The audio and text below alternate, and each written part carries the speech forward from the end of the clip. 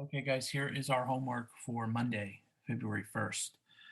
Number one says point B is located closest to blank on this number line. Pause me. Okay, so by now you guys should realize that our answer has to be somewhere between 1 and 2, right? That's where B is right here, right? So 2.2 would be way out here, right? 2.25, so that doesn't make sense. Now the rest of these are all right in between there, right? Now, half of this, halfway between this would be right in here somewhere, right? So that would be the 1.5, which is half, right? 1.1 is smaller and would be over this way. So B is closest to A, 1.75. Because if we broke this up into quarters, remember 0.25, 0.5, 0.75. All right, number two says compare the following decimals using your inequality signs. Go ahead and pause me. Okay, you've got to, at this point, you guys have got to know that your decimal, tenths, hundredths, thousandths, and the first one would be 0.05, and the next one is 0.5. So this 5 is bigger than this 0. So then 0.5, and remember the zeros are just placeholders, right? Got to go this way to make this number be bigger. That matches A for number 2. Okay, number 3. The rainbow trout dinner costs $23.99. The steak dinner costs $26.49.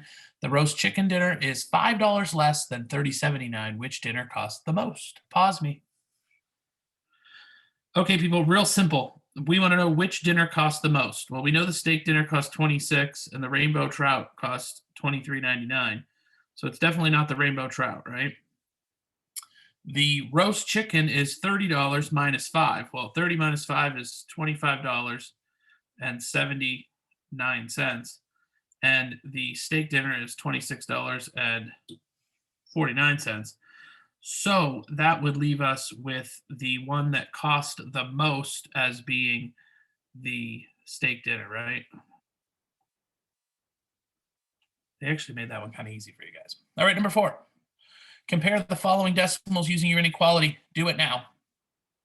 Pause. Okay, hopefully you guys know that when they put these zeros in here, those are just placeholders, right? There's zeros here too. So those two are definitely equal. B. All right, number 5. Which of these decimals is the greatest? Pause me and do it. Okay, real simple. They lined this up in the tenths, hundredths, thousandths for you, right?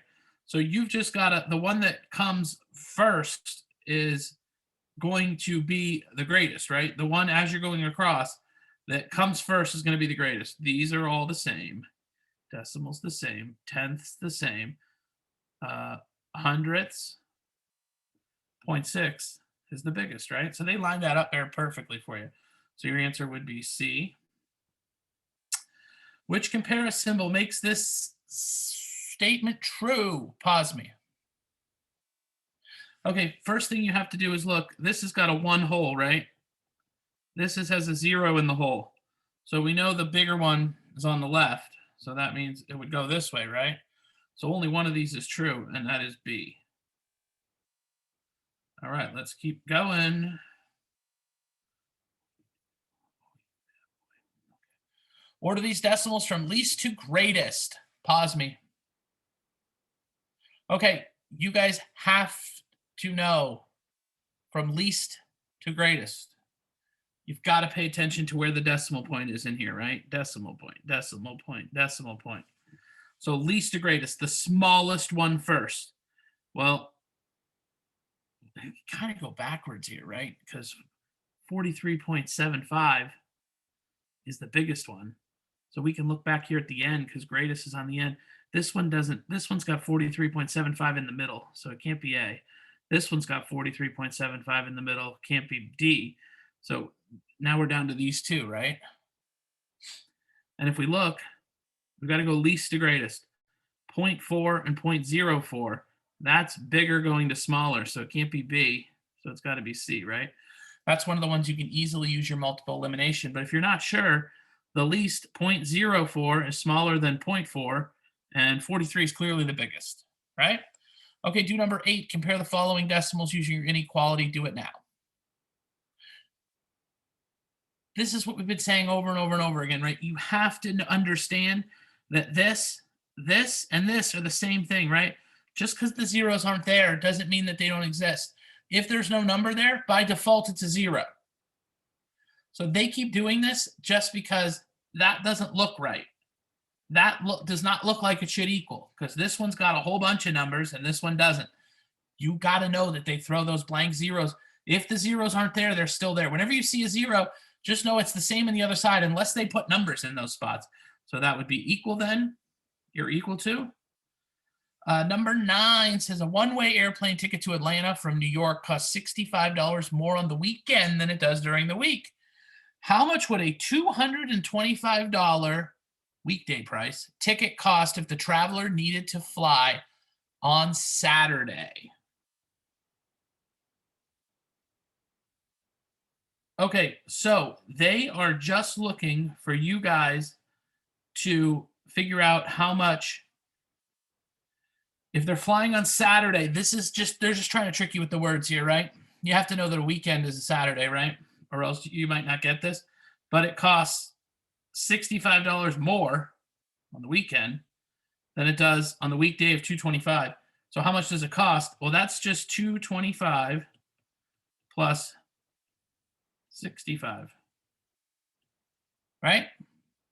That's all. 290. The answer is B, 290. Now, I think they're trying to trick you because I'm guessing this was kind of easy.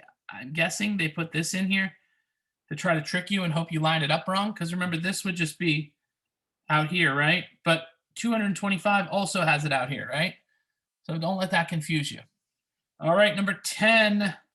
A pattern exists in the prices of the following vehicles. Which numbers complete this table? Pause me and figure it out. Okay, if we look at this chart, you've got it. Listen, they keep putting the decimal and the tenths and hundreds back here, or the change and the money problems, just to confuse you, right? You're just really looking at this big whole number out here to find the pattern, right? What pattern we're missing. Well, from 30 to 35 is 5. From 35 to 40 is 5. So from 40 to 45 would be 5. 45 to 50 is 5. 50 to 55 is 5. And that is going to make 45 and 55 your answer down here for B. And I hope you guys see when you look at these other choices, if the chart is going 30, 35, 40, and then they've got 36 and 36, like it doesn't make sense the chart would go backwards, does it? So you should be able to eliminate A and D immediately. And then if a luxury car is 40 and they're all changing, well then 40 and 40, so C doesn't make sense. All right, take your answers and put them in Canvas and send me an email if you have any questions. That was actually pretty simple for us today. All right, see you guys later. Bye.